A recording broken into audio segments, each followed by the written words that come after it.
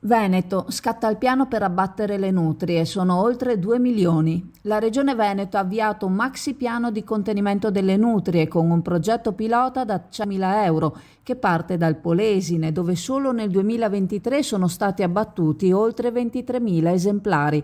Il numero complessivo stimato in tutta la regione supera i 2 milioni.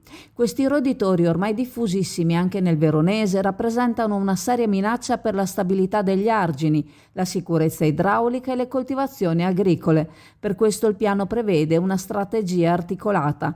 La provincia di Rovigo coordinerà 6 squadre di cacciatori volontari, ciascuna formata da 4 operatori, che riceveranno un rimborso spese e potranno agire su tutto il territorio provinciale, superando i vincoli delle autorizzazioni locali. Le carcasse verranno raccolte e smaltite in 3 centri specifici situati a Calto, Adria e Taglio di Po, per evitare l'abbandono o l'interramento come accadeva in passato. Al momento resta escluso il Parco del Delta del Po, area protetta di 120 km², dove la caccia è vietata.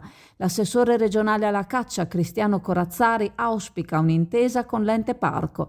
Non possiamo permettere che proprio lì le nutrie si riproducano indisturbate. È in corso un confronto per includere anche questa zona nel piano.